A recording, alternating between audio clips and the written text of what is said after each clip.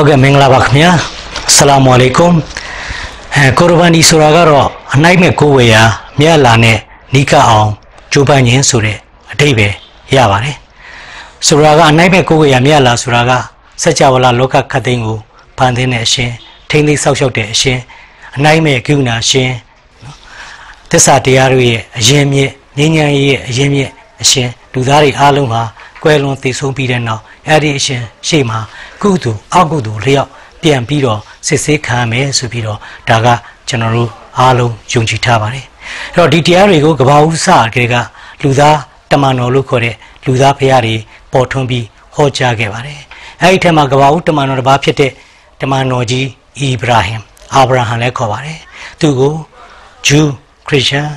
အစ္စလာမ်ဘာသာဝင်များကအားလုံးယုံကြည်ကြပါတယ်သူကဘေဘီလုံးမှာပေါ်ထွန်းခဲ့ပါတယ်ဒုက္ခဒုက္ခမှာလူချင်းရွတ်ပူဇော်တဲ့စနစ်တွေထွန်းကားပါတယ်အဲဒါကြောင့်အနိုင်မဲ့ကိုယ်ဝေရမြတ်လာကအဲ့ဒီလူချင်းရွတ်ပူဇော်တဲ့စနစ်ကိုပပျောက်ဖို့အတွက်စမ်းသပ်မှုတစ်ခုအနေနဲ့တမန်တော်ကြီးအီဗရာဟင်ကိုသူ့သားကိုစွန့်လှူဖို့လမ်းညွှန်ပြတာတော့မူခဲ့ပါတယ်အဲ့ဒီချိန်မှာတမန်တော်ကြီးအီဗရာဟင်ကလည်းသူ့ရဲ့ဇနီးကိုမေးတယ်သဘောတူတယ်သားတော်ကိုလည်းမေးတယ်သားတော်ကလည်းသဘောတူတယ်အဖေအမိတ်ပေးတဲ့အတိုင်းလုပ်ပါသားတော်ကိုကြက်ခိုင်သူတယောက်အနေနဲ့တွေ့ရပါမယ်ဆိုပြီးတော့နော်ဒါ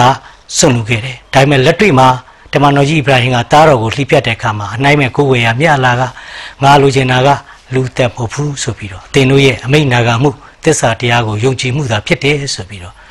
ဒွန်ဘာလို့ခေါ်တဲ့တရားတော်ကောင်နဲ့အစားထိုးပေးခဲ့ပါတယ်အဲ့တော့ဒီသမိုင်းကိုနောင်လာနောင်သားတွေသိအောင်ကိုရ်ဘာနီပွဲတော်ဆိုပြီးတော့လမ်းညွှန်မှုပေးခဲ့ပါတယ်အဲ့တော့ဆိုလိုတာကအစ္စလာမ်ဘာသာဝင်တွေဟာဂျူးတွေရောခရစ်ယာန်တွေရောနော်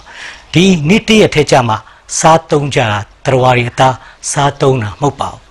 နော်နေတိုင်းသူ့ရဲ့စီကံစီမီများနဲ့အညီနော်စားကြပါတယ်စီးမဲ့ကမ်းမဲ့တော့မဟုတ်ပါဘူးအဲ့ဒီအနိုင်မဲ့ကိုယ်ဝေရမြတ်လာကိုတတ်တာပြီးတစ်ချိန်လုံးကနော်ဒီလိုလိဖြတ်စားတောက်တာကို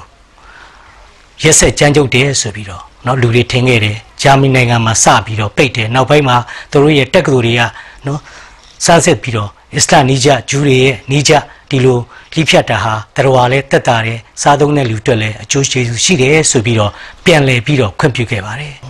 ်မွတ်စလင်တွေဟာအသားစားတာဒီတရက်မှာစားတာမဟုတ်ပါဘူးနော်အသားစားတာဒီတရက်မှာစားတာမဟုတ်ပါဘူးနေတိုင်းနော်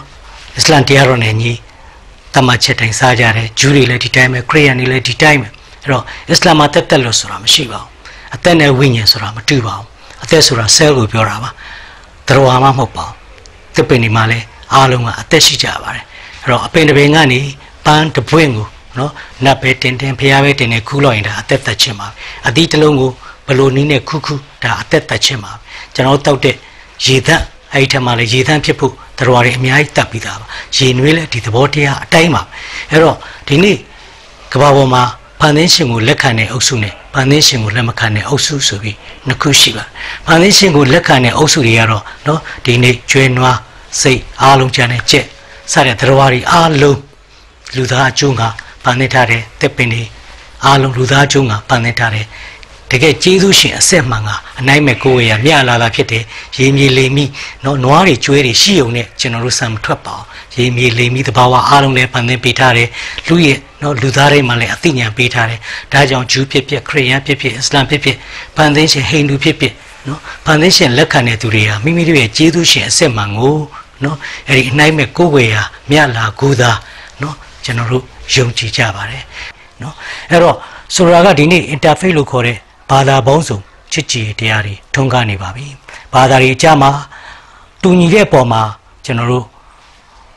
့ပူပေါင်းဆောင်ရွက်ပြီးတော့မတူညီတဲ့အချက်တွေပေါ်မှာပြန်လာနားလေလေးစားခြင်းဆိုတဲ့ဒီပေါ်မှာရှောက်လန်းပြီးတော့ဒီနေ့ငြိမ်းချမ်းစွာအတူရှင်တိုင်းနေထိုင်ရေးမှုတွေကိုချမှတ်ဆောင်ရွက်လျက်ရှိပါတယ်အဲ့တော့ဆိုလိုတာကကျွန်တော်တို့ဒီလိုအပြန်လာနားလေပေးပြီးဘဝတည်ဆောက်မှသာလျှင်ငြိမ်းချမ်းမှုကိုတည်ဆောက်နိုင်ကြမှာဖြစ်ပါတယ်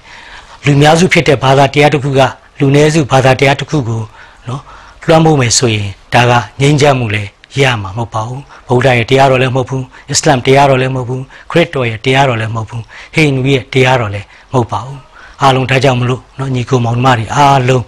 းစီစီလုံးလုံးချစ်ခင်ခင်နဲ့နော်တဘာသာနဲ့တဘာသာသူ့ရဲ့ကျင့်စဉ်ကိုယ့်ရဲ့ကျင့်စဉ်နားလည်ကြပြီးတော့ တူညီတာတွေပူပေါင်းဆောင်ရွက်ကြမယ်မတူညီတဲ့ပုံမှာတော့သက်ဆိုင်ရာဘာသာဝင်တွေရဲ့နော်လမ်းစဉ်လျောက်ဆောင်ရွက်တာကိုသဘောထားကြည့်ဖို့လိုပါတယ်ဒီမိုကရေစီဆိုတာကအဲ့ဒီမတူညီတာတွေကိုပေါင်းစပ်ပြီးတော့ထူထောင်ခြင်းပဲဖြစ်ပါတယ် unity and diversity ပါနော်မတူတာတွေကိုနော်သဘောပေါက်သဘောထားကြည့်ပြီးတိခံခွင့်လို့ပြီးတော့နော်တူတာတွေပူပေါင်းဆောင်ရွက်တဲ့ကျင့်စဉ်ဖြစ်ပါတယ်အားလုံးကိုကျေးဇူးတင်ပါတယ်